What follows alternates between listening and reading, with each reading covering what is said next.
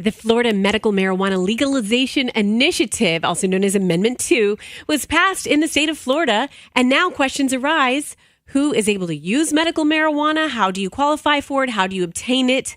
Our next guest, Tracy Lee Young, who is founder of Tetra Healthcare, and Scott Ledger, join us with some answers. Well, Scott and Tracy Lee, great to have you both in studio. Always great to see you, Scott. We love you around here, but you're on to pretty exciting things now, pretty exciting endeavors. Yeah, I decided to take the radio part of me and talk about things I'm passionate about, and this is how I ended up being involved with Tetra Healthcare. Yeah, And you're a cannabis ambassador, so we're going to get a little bit more into that. I have to have business cards printed first, though. Yeah.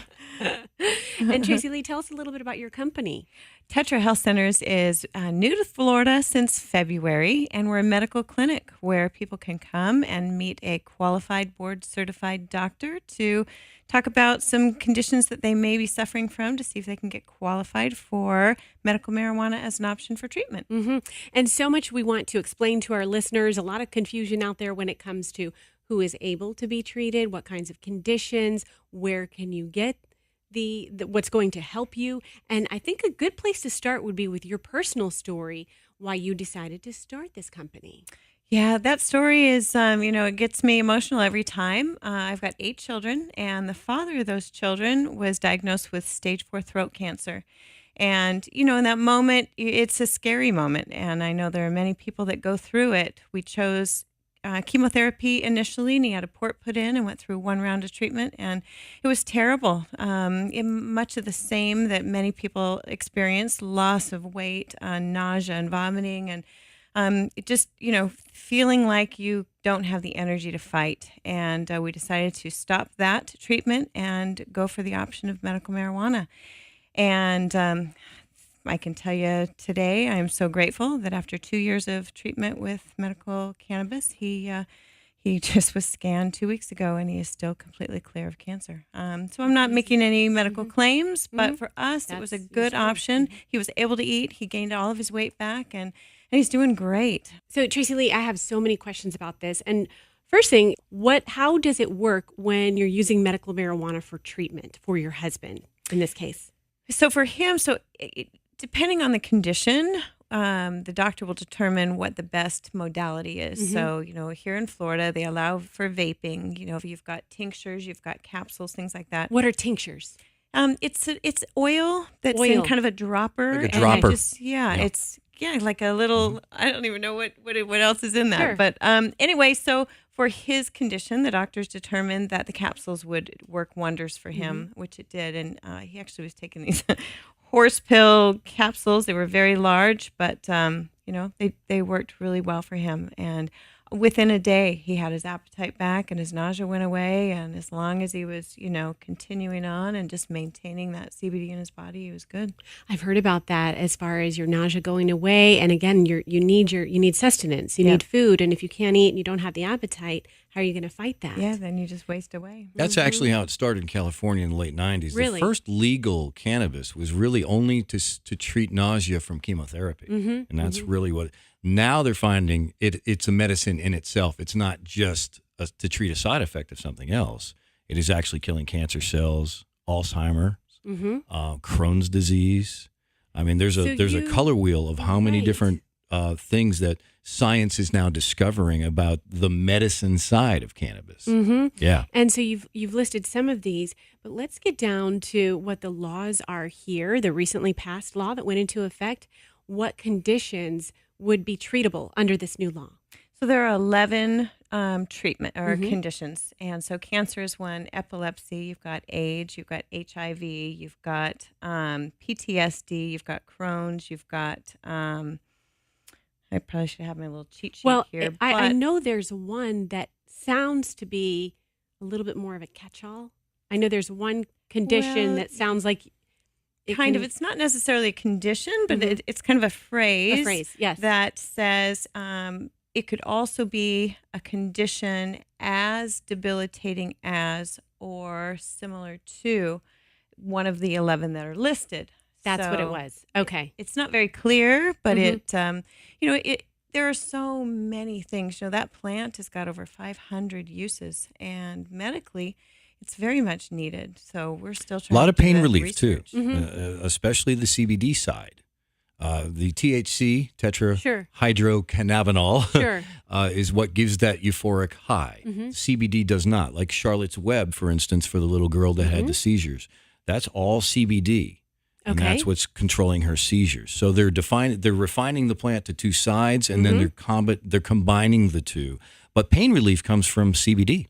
Okay. Yes. So let's talk a little bit more about THC versus CBD, what's legal, and how you can obtain it.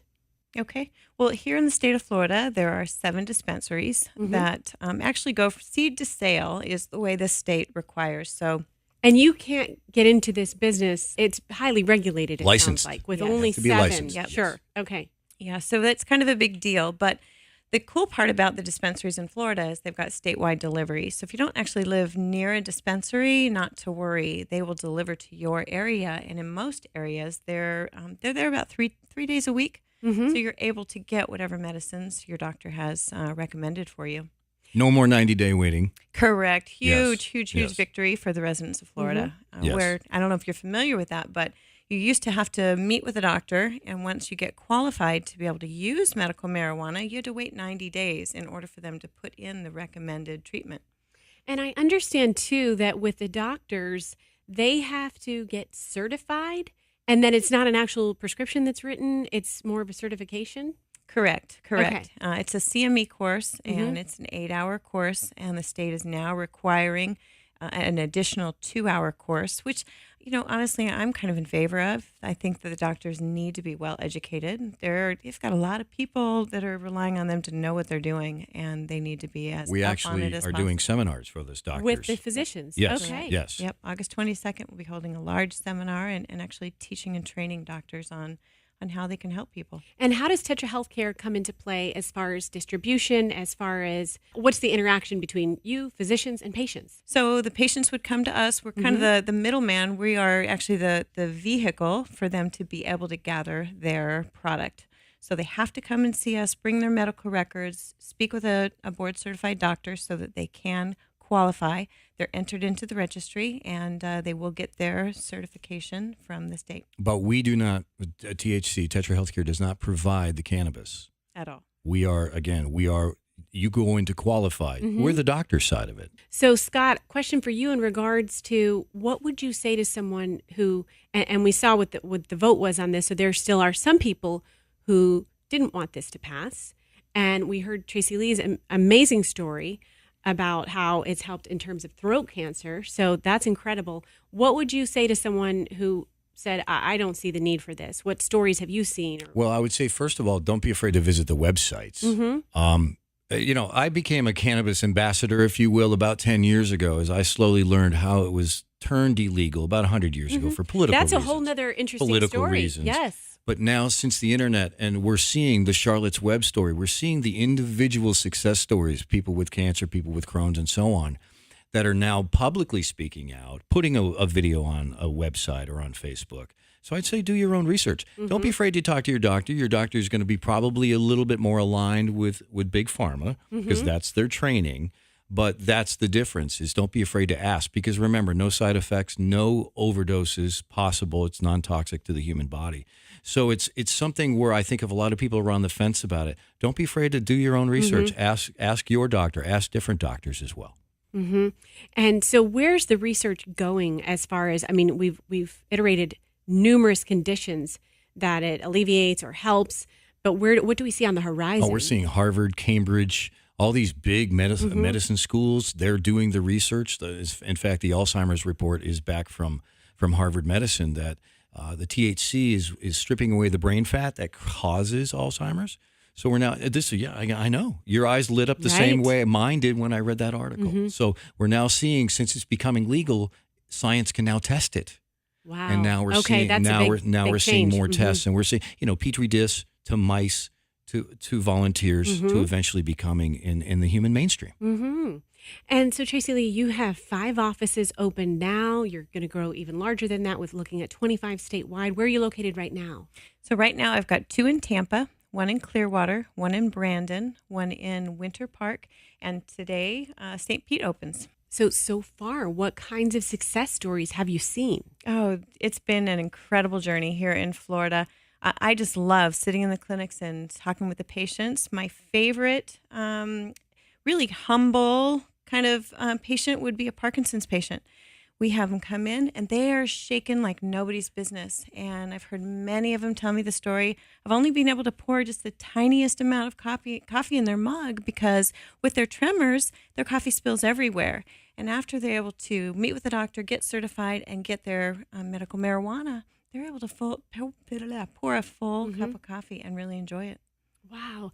And so for the process, for someone who says, I have one of these conditions, what do they need to do in order to come in and get their medical marijuana? How does that work from start to finish? So they're going to call Tetra Health Centers. Mm-hmm. The number is easy. It's 855-440-5500.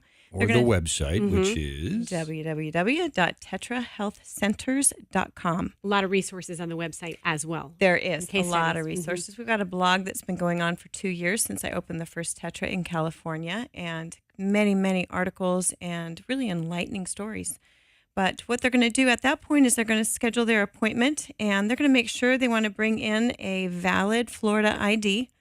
They're going to bring in proof of residency. So it would be anything from a phone bill, a copy of a lease. It could be a utility bill. Mm-hmm.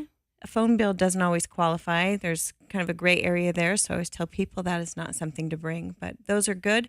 And all medical records. And that could be things, x-ray results, surgery, results. You could bring in a paperwork from your last checkup. Anything that documents your diagnosis and treatment of your condition. And so for those who, again, just have any hesitancy with this and are concerned about side effects, the point you brought up earlier, Scott, I thought was important is there really aren't side effects? no. Other than the THC side, which is what the people refer to as the high, the euphoria. That would be the only thing that, let's say, children, you'd want a CBD only, for pain. And again, Yes. we've talked CBD. There is no high related to that. No, there is none. Okay. There is none. But as far as other side effects, interacting with other medicines, since we're still kind of new to this, if you decide you want to try medical cannabis, and let's say you're on a high blood pressure medicine, you still need to talk to your physician. You won't have. I'm not a doctor, and Sure. I'm not giving advice here, and we're not giving that kind of advice. But there are no stories of bad interactions with cannabis medicines. I see. Well, this has been fascinating. And again, I think it's something that as everything changes, people need to know what exactly is going on, and what a great resource, Tetra Healthcare. And again, what's the website, Tracy Lee? www.tetrahealthcenters.com. Well, Tracy Lee Young, Scott Ledger, so great to see both Good of seeing you. you. Thanks, for Roxanne. coming in. You got it.